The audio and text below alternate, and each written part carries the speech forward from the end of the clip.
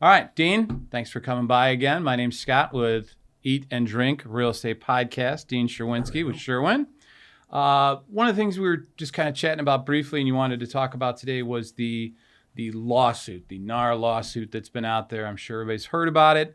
Why don't you kind of take us through it, maybe talk about the history, the setup to it, the actual settlement, and kind of, post-settlement decree. Right. What are our lives like? Kind of walk us through that, Sure. if you wouldn't mind. And there's enough information, we can break that into 3 different videos. So how's that sound? So now, let's start with the history. You have to realize that, first of all, this lawsuit is specifically against the private trade organization, the realtor organization, and the rules that they had implemented over the years. The trade association, the realtor organizations have been in existence since 1913. Wow. Actually, 1908, I'm sorry. Correct. 1913 for the Code of Ethics. So now, over the years, they have been actively involved in the real estate industry, obviously. They've been the main trade association. So they dictate rules for their members. They've also controlled a lot of the MLSs over the time, and that's kind of where it progressed to, but we'll get to that in a second. At one point in time, you have to realize that all real estate agents worked for the seller. It's what the concept known as subagency. So even if you brought in a buyer, you were still working for the seller. So the compensation for the agents in the transaction came from the seller for both sides, whether it be the person who was working directly with the seller or for the person who was the sub-agent bringing in the buyer to the seller. So it's what we're all used to. The commissions come from the seller's side of the transaction. Came the from the seller side, and that was fully appropriate.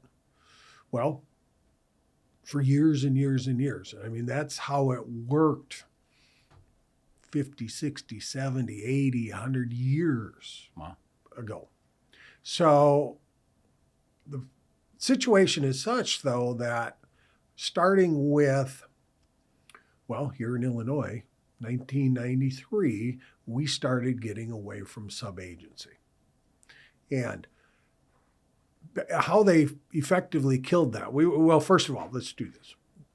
We first went into individual agency, or you represent who you work with. Okay. All right. So concept here in Illinois is everybody's entitled to be represented. We want everybody to be represented and make it next to impossible for a real estate agent to not represent. Okay. And so at that particular point, that's where the laws went. But the trade association did not change. The trade association, they still had the rule in place that if you put a listing on the MLS that was controlled by them, and by that point, the majority of the MLSs in the country were controlled by the realtor organizations, you had to offer co-op compensation. Well, of course, the trade association, group of industry participants getting together to further benefit from the industry. At that particular point, they were, and even before that, it's always been, if I'm the listing agent and I'm going to go in and negotiate with the seller, I'm going to make sure that I get fair compensation for myself and fair compensation for somebody else. Somebody that brings you a buyer. That is correct. Okay. And so, or for the other party. And so, kind of controlled the whole compensation scenario. And then, of course, when it got into the individual representation, that didn't change. So that philosophy, that structure continued on to where we weren't negotiating, or real estate agents weren't negotiating with the buyers for their compensation. It was still all being done directly through the sellers. Okay.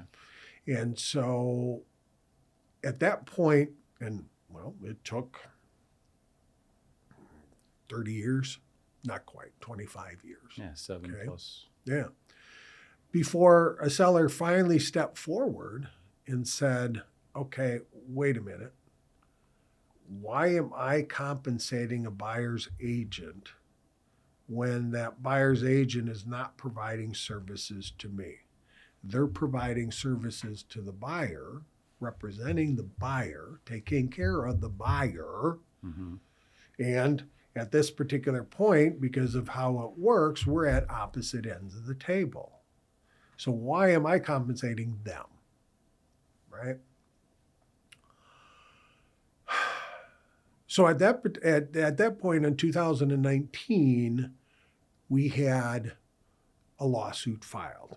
This one, the main one actually was filed in Minnesota by a seller against a company because of that basic concept. So you have to understand that this lawsuit was, first of all, not against the law, because when it really comes down to the laws, and this is for any industry, when it comes to compensation, there is no regulation. It's you, the states, the government cannot regulate what industries can get paid because it's a collective group of different businesses. And if they try and do that, that's antitrust in itself. Okay. So it wasn't a matter of the compensation that was being regulated or that the amount that was being charged. It was a matter of the mandatory co-op, or making sure that when you negotiated with the seller that there was compensation for the buyer's agent and fair compensation for the buyer's agent. And that is, well, part of the whole lawsuit was the thought that compensation would be less if you negotiated individually with each party, as opposed to we as an industry controlling it to make sure that all our brethren are fairly paid and everything else. The problem with that thought is this: over time, the compensation and the fees that were being charged were fair. Okay. And yes, maybe there will be some adjustment and such, but let's face it, in business, you need to make money, otherwise you shouldn't be here. I need to make money, otherwise I shouldn't be here. So we all have to make sure that we charge enough to be able to stay in business.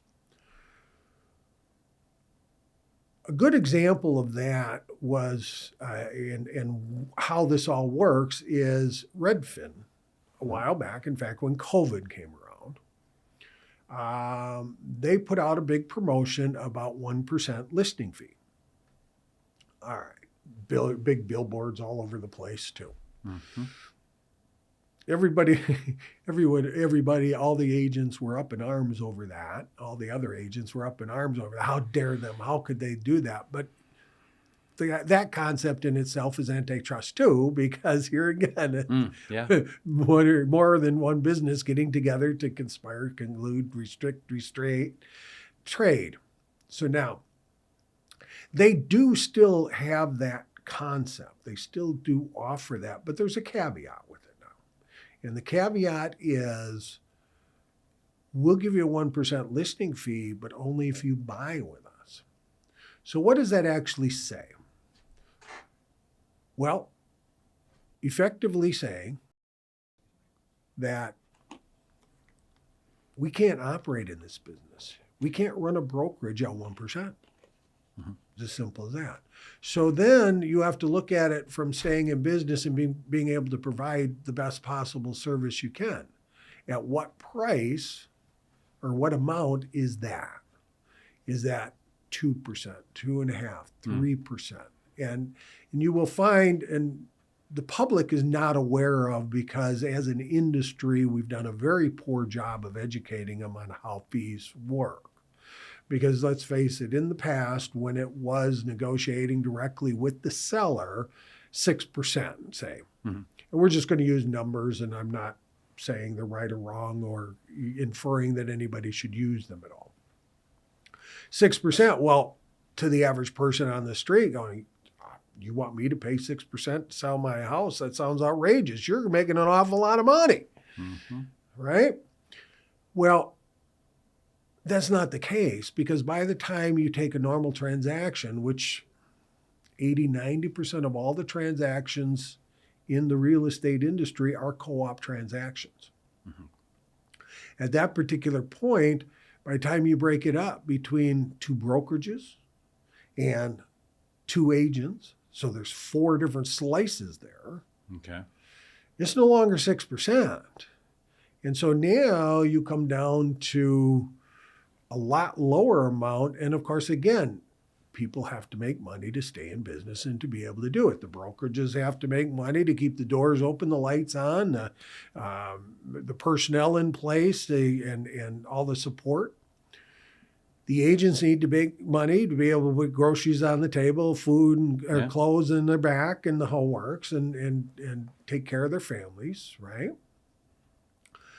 So when you actually look at what that 5 or 6% compensation as a whole is, and start breaking it down into the individual parts of where it goes to operate, because again, we've got 2 agents involved in each transaction in most cases, right? We've got a listing agent, we've got a buyer's agent, right?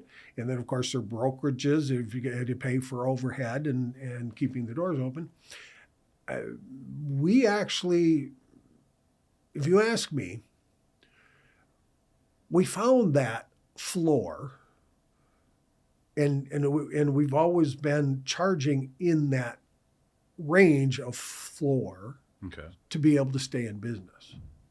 And of course, yes, as you get higher priced properties, the fees or the percentages come down. I mean, you get into the commercial world, and of course, you don't get 2.5% on a $40 million listing, right? Yeah. You're lucky to get 0.5%, but that's just, it gets adjusted accordingly too. So it's not like the real estate industry as a whole was gouging the public. Okay. Right?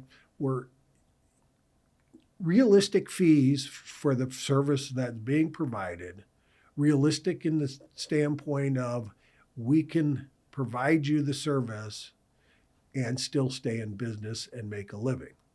Is it a great living? Average real estate compensation is not that much for a real estate agent. I mean, we're talking $40,000, $50,000, $60,000, right?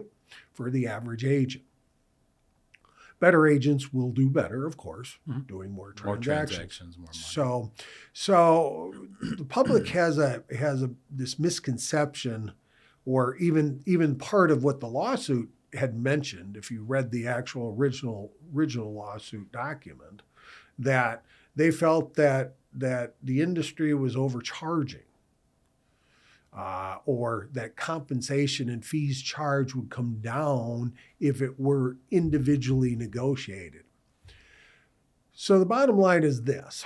The lawsuit was filed against the NAR and their rule, their MLS rule of required co-op compensation.